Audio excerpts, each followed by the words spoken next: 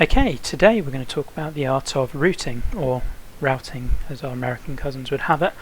And for me, this is probably the single biggest thing you can do to affect the quality of the course that you put out. And much of it is done really before you lay down any surfaces. At the moment you're looking over Old Ainsdale Golf Club, which is a collaboration that myself and Joe Golfer G worked on, and I'm looking at porting this into the new game. I thought I'd bring this one up because I think it shows a number of the good things that I think about routing or routing. And in this video I'm going to try to talk to you through my philosophy on how I route a golf course, where I put routing is basically where you put the holes, what decisions go into that, rather than just laying something down and seeing, well, there's a good green site and going from there. How do they all fit together? And really for me, before you commit to surfaces, you've got to take a bit of time thinking about what type of course do you want. Have you ensured variety and playing interest? Have you made sure that things are playing in different directions? You're not constantly doing the same thing over and over again. Where have you put your hazards? If you've got one big hazard, say a beach like this, can you use it differently? If you've got a burn, it's probably our better one. We've got two here. Well, how can you make those play in an interesting fashion? In fact, we've got three. We've got a third one up here. And really, have you ensured that the player is constantly being asked different questions? There is nothing more boring than playing around when you're basically hitting the same shot over and over and over again. And when you reach a course and you realise that you're playing different shots and being asked different questions, a lot of that isn't down to luck. It's because the person who's making the course has really thought about it beforehand. So I'm going to give you some tricks, some things that I do. A lot of this is stuff I've kind of figured out on my own or in discussion with other people, but things that I really look for in course design. So I'm going to start with some of the really quick and simple questions or things that I think I get asked quite a bit and that are really important. The first one, and one of the most important questions, has to be, what type of course do you want? Do you want a really sprawling, loads of really wide fairways? Do you want it being tight? Do you want it being lots of greens really close to each other? You see, we've got here 3 and 17 right next to each other. Again, not by fluke. Do you want it really heavily bunkered? Do you want there being space between the holes, or do you want them being really close together? Have you got an ocean view? If so, when are you coming back to it? Are you coming back to it only on the front nine and back nine? Are you building up to it and teasing it and then hitting it on, say, 17 and then heading back to the clubhouse? All those sorts of things. What, in your head, how does the course look? Secondly, and the most important one I see amongst newer designers, is spacing. Now, a lot of people, particularly on consoles, find planting takes ages, and this did as well. I mean, you've got a load of bushes sunken down here to give that gorsey sort of look, but look how little of the plot we used. All of this is in one tiny corner, and that was a conscious decision. We wanted it being really close and tight, and the benefit of doing that is, firstly, you get this atmosphere. If I play the first hole, I can see 15 here, I can see 2 here. By the time I get to 3, well, I can see 17. If I'm playing down 4, I get to see 5 as well in the background. By the time we're getting to this burn, well, we're seeing loads of holes next to each other. So consider routing more tightly than maybe you do normally, because if I plant this area here, guess what? It works for this hole, and it works for 18 when we're coming back down the other way. You can really save yourself a lot of time and effort and just make the whole thing feel more cohesive. The second major one for me is hole variety. Are you ensuring a range of par 3s, par 4s and par 5s? With this one, we were specifically designing it for the Open Championship on TGC Tours. We knew we wanted a par of 70, it'd be relatively miserly. We knew we only wanted 2 par 5s, and actually the quirk of this course is you've got 2 par 5s and both of them come on the back, and one of them is 616 yards.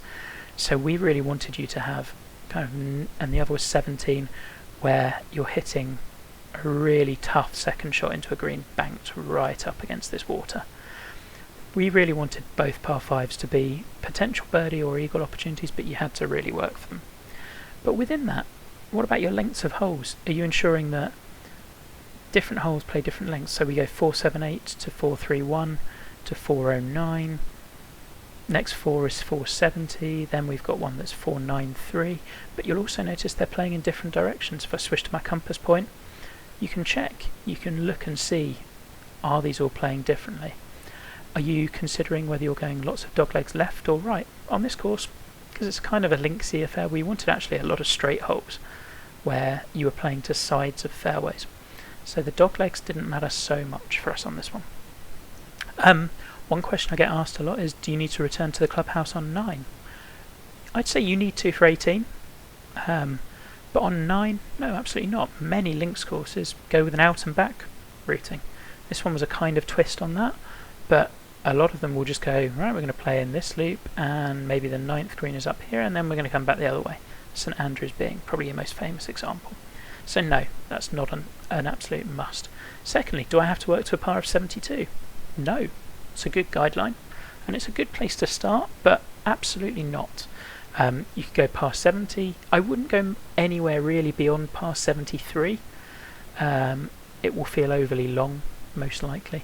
But also within that, how do you want to get to 71, 72? With this, we could have had one extra par 4 and one extra par 3 and one par 5, and 10 par 4s.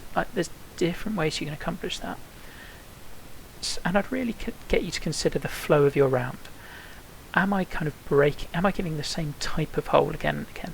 The first one, we set the winds for this, so we knew the first was generally playing downwind, so it could afford to be a little bit longer. Second, pitch shot. Third, pitch shot. You're getting a gentle-ish opener, although 3 played back into the wind and was quite a high elevation change. By the time you get to the longer holes, 4, so 5 and 7, you're into the flow of your round and you're having to grind out a bit of a score. 8 was tough as well. We really wanted with this one for there to be scoreable stretches. 9 and 10 are then shorter, 380 and 402. Then 11 and 12 longer, 505 and 11. 11 is 463. Within that though, if you're going for a long hole, how are you mitigating that? How are you making it accessible? Well, 12 is a good example of a punch bowl. So it's going to kind of funnel everything towards the middle. If you want to get really close for a birdie, you're going to have to take some chances, but generally you can leave yourself a 20-foot putt. So hole variety is really, really vital. Consider doglegs, consider directions, particularly on par 3s. So again, taking my compass point out, we're going to zip through all the par 3s. First one plays towards kind of east-southeast. Second one goes back in the other direction, northwest. Third one, where was our third? 14. 14 plays back southwest, completely different direction again. And 16 plays southeast, south-southeast. So, yeah, you kind of get an idea that all 4 of them are playing very differently. In terms of distances, well, 4 was a really long one, but it's a redan, so it's really funneling down from here. So, although it's 220, you're only really trying to hit it to about here, which is 208, and then funnel it all the way down to the back pins. 6, 176. Then we had a short, which was 130. And finally we have this 188. So check spacings, check directions. Really ensure that you are not routing everything in the same direction. I think that's, yeah, same is kind of true with your par 4s. If your longer par 4s are playing in the same direction, you're going to want to think about, well, what if I'm into a headwind? Are those all becoming unreachable? I don't really mind if one long par 4 plays into a wind, that's fine. But if I'm following that up with 2 or 3 more, particularly if you're trying to maximise lighting, and go this way, we want to avoid that. So now we're going to get on to kind of a few more of my little tips and tricks and things that I really try to do that I think make the course sing more and make life a lot easier for yourself without just really by decisions that you've taken early on. Now the first one would be routing in triangles. Rather than, you'll see this course is interesting, it does kind of go up, down here. But other than that, and that's not something I've done a lot before, and I quite liked how it worked here. But what you will see is that a lot of the holes kind of intertwine, so you go 1, then 2, then 3 comes up here. Now that's not typically where you'd have expected it to go, but then you kind of get these little triangles that take you in different ways. So 4, 5, 6 comes back, 7, 8, 9, 10, 11, kind of weaves in and out. The more you can make it interesting, the better. I think my favourite part on this one was when we went kind of 14, 15, so 14 through 18 was really fun. We'd had the coastline here, 14 comes in, 15 goes back down to meet the first green, gives you a little reminder of that. Then you have 16 going back, 17 up to the village, and you see the little pub in the background, and then 18 came back home. So this one wasn't quite as heavy on the triangles, but I'll show you another one that is in a minute. The second one you've kind of seen here. If you can, try to make the 9s intersect. So you can see how 3 goes up here and then we run 15, 16, 17 in between those. What that does is it really allows you to get a feeling of, I guess, belonging or having played areas of this course before. If I've played that first green and I remember I had a really good birdie putt there, well, it's going to be quite nice to see that again from 15. The same is true when we, on the second, if we turn and we see that 14th green with all the grandstands, you're immediately thinking, well, I can't wait to get to that hole, that looks like fun. Same with 3, you're hitting towards here and you're seeing 17 in the background. It's a long way off, but by the time you come up 17, you'll be going, oh yeah, I remember that one. The more you can do little things like that, I'm not saying every 9 has to intersect, far from it, but it's a nice trick to use if you can. The next one is one that we'll see with 4 and 5 in particular.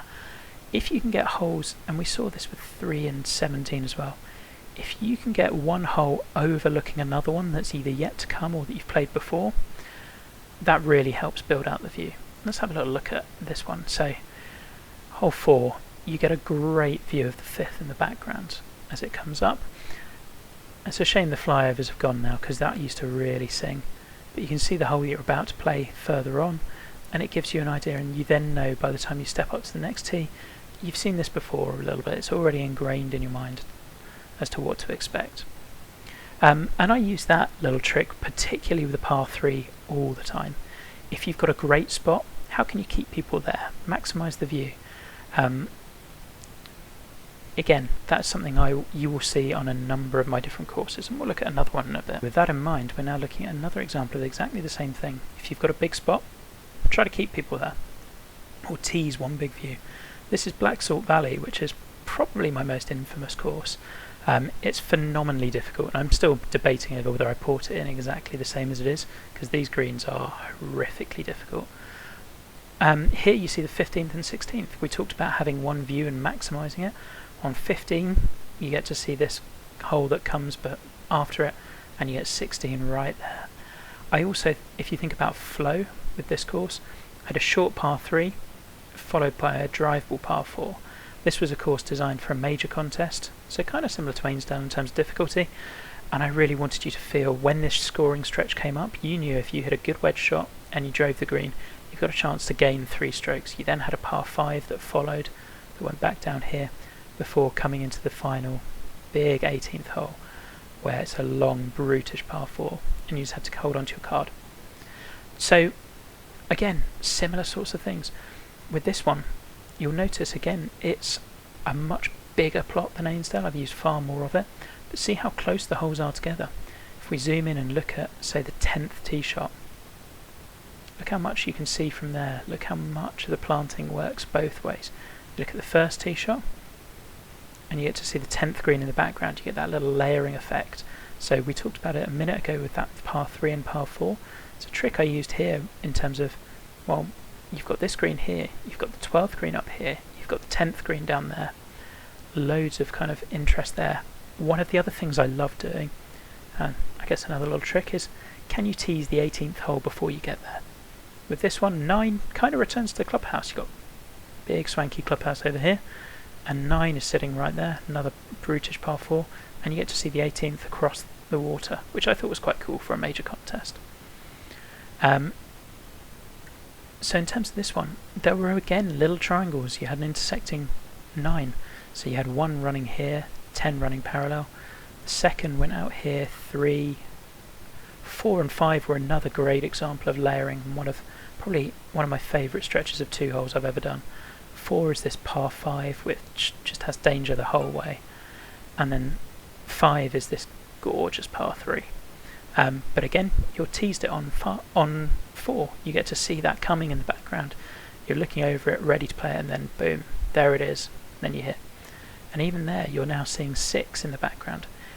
one of the joys of this course for me was going relatively low on trees, and that meant you could really expand these big views, just fill out the space with these massive waste bunkers. Again, we're going to leap back into that compass.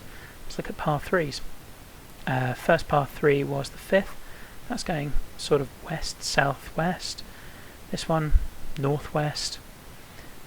This one, dead west, pretty much. And then we also had 11 southwest. Now this one, I am well aware that many of the par 3s kind of go in similar directions. It's not a critique I got, but it's one I expected. I'd found that basically I just had some lovely green sites that I really wanted to include, and I just wanted to make all of these par 3s basically showstoppers. So sometimes there's a bit of a trade-off, but again they play really differently in terms of distances. So 183 odd. This one's quite similar, 178, but a complete different direction. This one, I mean, also with this, the greens are so big and so sloping, it can place it very differently. Look at these greens. We really do have to have a decision to make on porting this. So again, root tightly where you can, give views of other holes where you possibly can, little triangles if you can, and just basically try to make the routing weave and move in and out if you possibly can. So with this one, we had 12 going back to the first, and then we leapt out into this little kind of couple of triangles here, 13, 14, 15, 16, brought us back. So we had this little extra loop on the back 9, which crossed over 1 and 2, and then 17 and 18 came back round.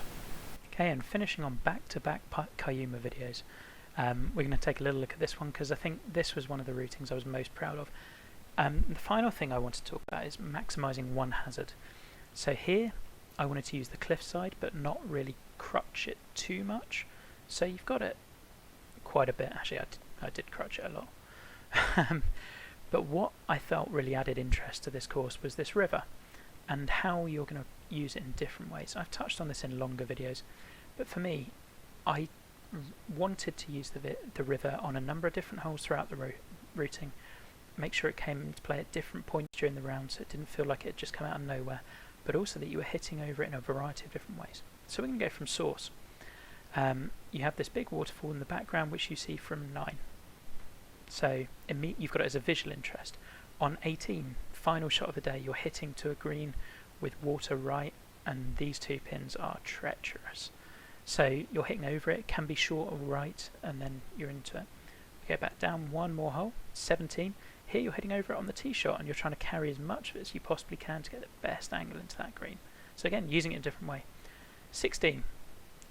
That one, you're hitting over it, and really it's just, let's show off the waterfall's visual feature. It's breaking up the long approach shot, but this had a great green site, and it doesn't really come into play other than visually.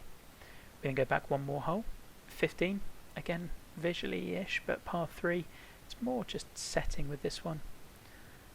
We go back one more hole. You can see the river came into play on so many of the last holes as you came away from the coast, because that was always going to be the tricky thing with this course. Once you got away from these stunning holes, how are you going to get back and keep that interest? 14 is one of my favourite ones I've done. It's a drivable par 4, where if you go long or right, you are dead. So it came into play really interestingly there. We then had 7, so it came to play on the front 9, and you're hitting over it on the tee shot. Do you back yourself to hit to this side, or do you want to lay up here? And that affected your angle. If you squeezed all the way down here, you got a slightly better angle into the green. If you went over to here, slightly less so. So it was really how much of it do you want to chew off. And finally we had it on 12, where you're hitting over it on the approach as it goes to that waterfall, and you saw that on the 4th as well. Now in terms of Cayuma, the final thing is quirks. How many of them do you want to include? Cayuma has back-to-back par 5s, which is a quirk.